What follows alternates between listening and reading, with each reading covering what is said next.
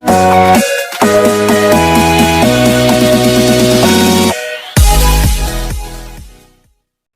Ananda sekalian, berjumpa lagi dalam pembelajaran Pendidikan Agama Katolik dan Budi Pekerti.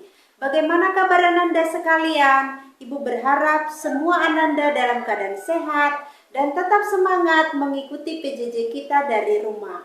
Sebelum kita mendalami materi kita hari ini, terlebih dahulu kita siapkan hati kita berdoa. Dalam nama Bapa dan Putra dan Roh Kudus, amin.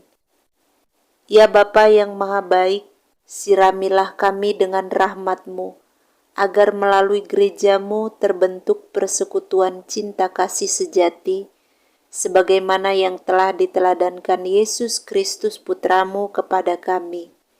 Bantulah kami agar melalui pelajaran ini, kami semakin memahami dan menghayati persekutuan sebagai anggota gereja dan semakin terlibat aktif dalam masyarakat.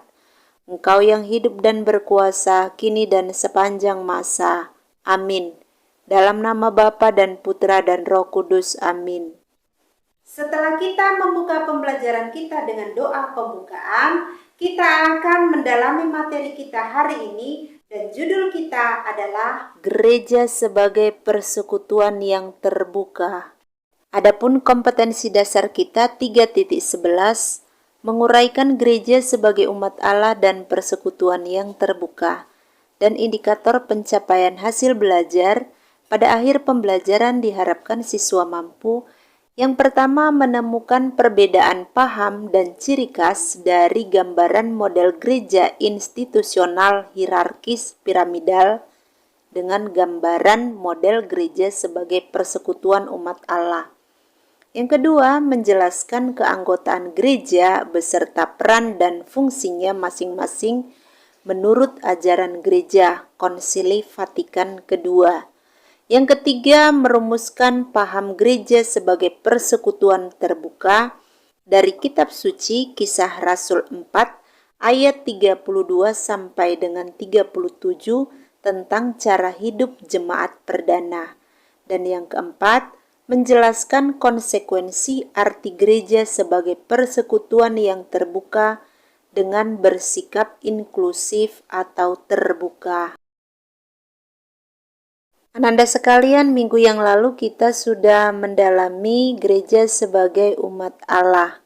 Dan umat Allah itu kita pahami adalah paguyuban orang-orang yang beriman yang telah dipilih oleh Allah. Dan hari ini kita akan mendalami gereja sebagai persekutuan umat Allah. Kita akan menggali pemahaman tentang perubahan cara pandang terhadap gereja. Bagaimana perubahan cara pandang terhadap gereja? Mari kita amati dua gambar model gereja institusional, hierarkis dan piramidal, dan model gereja persekutuan umat Allah. Setelah kita mengamati dua model gereja, apa makna gambar model gereja yang pertama? Lalu apa makna gambar model gereja kedua? Lalu apa perbedaan antara model gereja institusional, hierarkis piramidal, dan model gereja persekutuan umat Allah? Kemudian apa pengaruh dari masing-masing model gereja tersebut? Adakah hubungannya gambar model gereja pertama dengan gambar model gereja kedua? Ananda sekalian, umat Katolik itu hidup di tengah dunia bersama dengan orang lain dengan berbagai latar belakang suku bangsa, agama, serta keyakinannya. Dalam sejarah panjangnya, gereja Katolik itu pernah menutup diri dalam arti tanda petik dengan ajaran atau doktrin bahwa di luar gereja Katolik tidak ada keselamatan. yang dalam bahasa Latin dikatakan extra ecclesiam nulla salus. Nah, ajaran ini membuat gereja Katolik itu menutup pintu dialog dengan agama dan kepercayaan serta masyarakat lain pada umumnya. Sejarah gereja berubah ketika Konsili Vatikan II tahun 1962 sampai 1965 membuka pintu-pintu dialog antar agama dan kebudayaan untuk membangun dunia sesuai kehendak Tuhan. Perubahan cara pandang gereja itu berkaitan dengan pergeseran model gereja sebelum dan sesudah Konsili Vatikan II. Mari kita lihat perbedaan dari keduanya. Gambar yang pertama itu gereja umat Allah model institusi piramidal. Sebelum Konsili Vatikan II, gereja itu mempunyai model atau bentuk institusional di mana bahwa para hierarki, yakni paus, uskup, dan para ahbisan itu menguasai umat. Organisasi lahiria itu berstruktur piramidal, artinya tertata sangat rapi. Lalu mereka memiliki kuasa untuk menentukan segala sesuatu bagi seluruh gereja. Sedangkan umat sendiri itu hanya mengikuti hasil keputusan hierarki. Maka model institusional hierarkis piramidal ini cenderung imam sentris atau hierarki sentris. Artinya hierarki itu menjadi pusat gerak gereja. Lalu gereja model piramidal itu cenderung mementingkan aturan, lebih statis, dan syarat dengan aturan-aturan.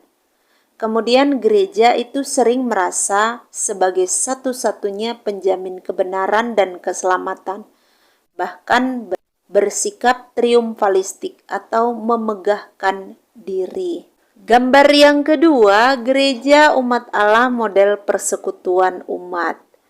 Jadi setelah Konsili Vatikan II itu ada keterbukaan dan pembaharuan cara pandang pada gereja sebagai persekutuan umat. Apa saja keterbukaan dan pembaharuan cara pandang tersebut? Kita lihat bahwa gereja tidak lagi hierarki sentris, melainkan kristosentris. Artinya, Kristuslah pusat hidup gereja. Maka kaum hierarki, awam, dan biarawan-biarawati itu sama-sama mengambil bagian dalam tugas Kristus dengan caranya yang berbeda-beda sesuai dengan talenta dan kemampuannya masing-masing. Kemudian gereja itu lebih bersikap terbuka dan rela berdialog untuk semua orang. Gereja meyakini bahwa di luar gereja pun terdapat keselamatan. Lalu adanya paham gereja sebagai umat Allah yang memberikan penekanan pada kolegialitas episkopal, artinya keputusan dalam kebersamaan.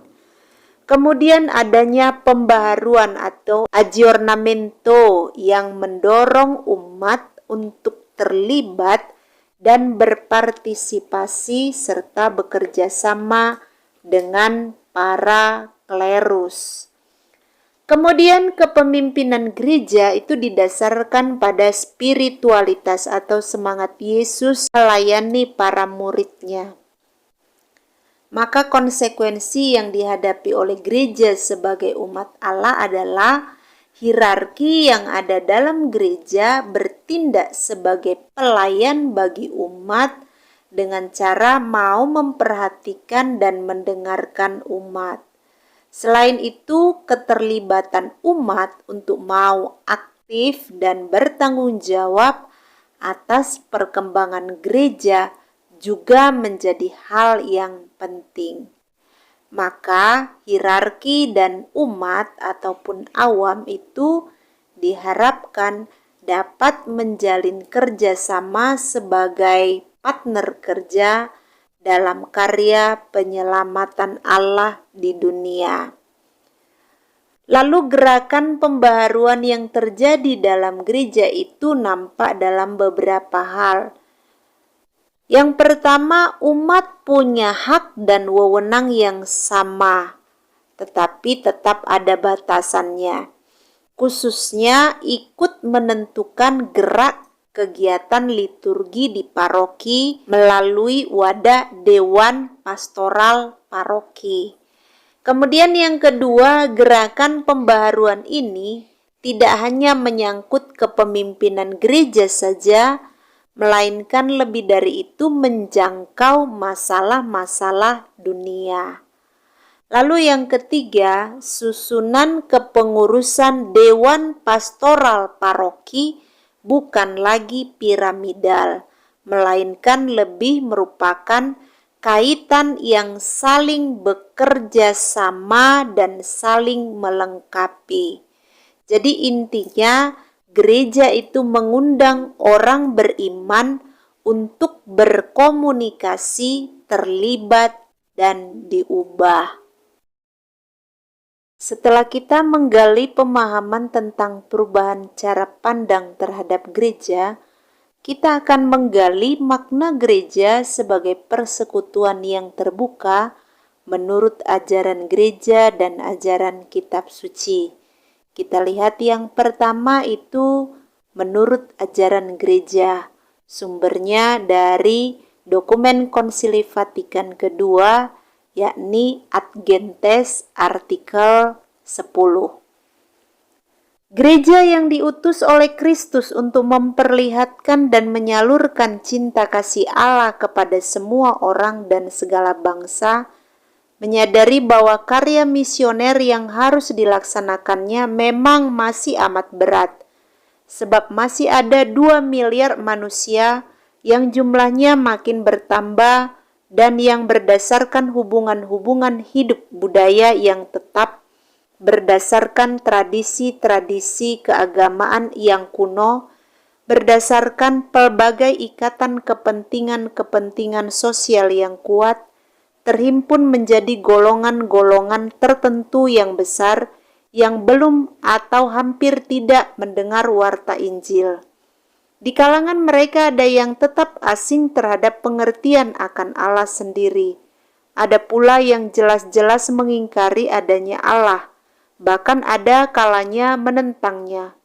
Untuk dapat menyajikan kepada semua orang misteri keselamatan serta kehidupan yang disediakan oleh Allah, gereja harus memasuki golongan-golongan itu dengan gerak yang sama seperti Kristus sendiri ketika ia dalam penjelmaannya mengikatkan diri pada keadaan-keadaan sosial dan budaya tertentu pada situasi orang-orang yang sehari-hari dijumpainya. Kita akan melihat bagaimana cara hidup jemaat perdana. Kita buka kitab suci kita, Kisah Para Rasul 4 ayat 32 sampai dengan 37.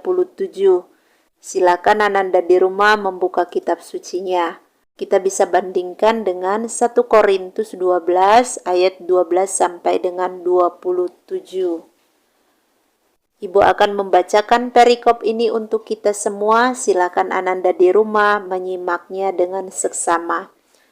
Adapun kumpulan orang yang telah percaya itu, mereka sehati dan sejiwa, dan tidak seorang pun yang berkata bahwa sesuatu dari kepunyaannya adalah miliknya sendiri, tetapi segala sesuatu adalah kepunyaan mereka bersama. Dan dengan kuasa yang besar, rasul-rasul memberi kesaksian tentang kebangkitan Tuhan Yesus, dan mereka semua hidup dalam kasih karunia yang melimpah-limpah. Sebab tidak ada seorang pun yang berkekurangan di antara mereka, karena semua orang yang mempunyai tanah atau rumah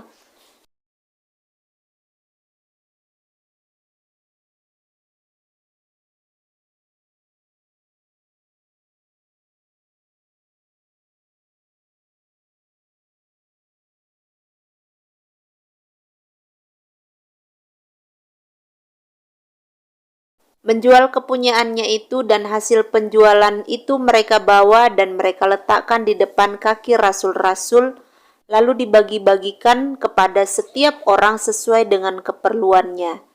Demikian pula dengan Yusuf yang oleh rasul-rasul disebut Barnabas, artinya anak penghiburan, seorang Lewi dari Siprus. Ia menjual ladang miliknya lalu membawa uangnya itu dan meletakkannya di depan kaki rasul-rasul. Nah, Nanda sekalian, setelah kita membaca dari Ad Gentes artikel 10 dan juga dari Kisah Para Rasul 4 ayat 32 sampai dengan 37, apa makna gereja sebagai persekutuan yang terbuka menurut Ad Gentes artikel 10? Lalu apa pesan dokumen tersebut untuk kehidupan gereja Katolik saat ini? Apa saja yang menarik dari cara hidup umat perdana yang dikisahkan tadi? Kemudian, gambar model gereja apa yang terungkap dari kisah tersebut? Lalu, apakah cara hidup umat perdana ini dapat kita tiru secara harafiah? Mengapa gereja itu diutus oleh Kristus untuk memperlihatkan dan menyalurkan cinta kasih Allah kepada semua orang dan segala bangsa? Sama seperti Yesus, gereja harus memasuki golongan-golongan manusia apa saja, termasuk keadaan sosial, budaya untuk mewartakan dan melaksanakan karya keselamatan Allah bagi semua orang. Dalam kitab suci, yakni Kisah Para Rasul 4, ayat 32 sampai dengan 37, memberikan gambaran yang ideal terhadap persekutuan umat perdana. Cara hidup umat perdana itu tetap relevan bagi kita hingga sampai sekarang ini. Kebersamaan dan menganggap semua adalah milik bersama merupakan pengungkapan persahabatan yang ideal pada masa itu. Yang pokok adalah bahwa semua anggota jemaat dicukupi kebutuhannya dan tidak ada seorang pun menyimpan kekayaan bagi dirinya sendiri, sementara yang lain berkekurangan. Nah, mungkin saja kita tidak dapat meniru apa yang dilakukan jemaat perdana dulu secara harafiah, sebab situasi sosial ekonomi kita sudah sangat berbeda. Namun, semangat dasarnya dapat kita tiru, yaitu kepekaan terhadap situasi sosial ekonomi sesama saudara dalam persekutuan umat. Kebersamaan kita dalam hidup menggereja tidak boleh terbatas pada hal-hal yang rohani saja, seperti doa, perayaan ibadat, kegiatan-kegiatan pembinaan iman, tetapi harus juga menyentuh kehidupan sosial, ekonomi, politik, dan budaya yang seperti sekarang ini digalakkan dalam komunitas basis gereja. Setelah kita mendalami ajaran gereja dari Ad Gentes artikel 10 dan kitab suci Kisah Rasul 4 ayat 32 sampai dengan 37, kita akan melihat bagaimana menghayati gereja sebagai persekutuan umat yang terbuka. Kita akan menyimak kisah berikut ini yang berjudul Pergilah Keluar, Pergilah. Pada tanggal 13 Mei 2013, sekitar 200.000 orang-orang dari berbagai organisasi, kelompok, gerakan hadir di lapangan Santo Petrus, Vatikan, Roma untuk menghadiri hari yang diperuntukkan bagi mereka. Mereka datang dari berbagai negara dan daerah untuk beraudiensi dan berdialog dengan Paus Fransiskus. Dalam dialog dengan Paus Fransiskus, ada 4 pertanyaan yang diajukan, antara lain. Pertama, bagaimana kita bisa sampai tahap kedewasaan iman dan bagaimana cara untuk mengalahkan kelemahan yang ada dalam diri kita? Paus Fransiskus menjawab pertanyaan yang pertama dengan sebuah cerita. Saya sungguh mempunyai keberuntungan karena saya tumbuh dalam keluarga yang mempunyai kehidupan rohani cukup kuat. Walaupun sederhana yang diajarkan, namun secara konkret dan saya bisa melaksanakannya. Nenek saya mengajarkan saya tumbuh dalam iman. Ia mengajarkan saya berdoa, menceritakan kitab suci, ajaran gereja, dan juga tradisi Jumat Agung. Yesus wafat untuk kita dan akan bangkit dari kematiannya. Saya menerima pewartaan yang pertama kali dari nenek saya. Ia mengajarkan juga untuk menyerahkan rasa takut kepada Tuhan. Kita semua lemah, namun Tuhan lebih kuat. Dengannya kita akan merasa aman. Iman akan tumbuh jika kita hidup bersama Tuhan, ujar Paus Fransiskus. Kedua, apakah yang paling penting dalam hidup? Paus Fransiskus menjawab, Yesus. Jika kita berjalan bersama dalam sebuah organisasi atau kelompok tanpa menyertakan Yesus, kelompok tidak akan berjalan. Kita diundang untuk hidup dalam Roh Kudus. Jangan terlalu banyak berbicara, namun kesaksian yang hidup sangatlah diperlukan.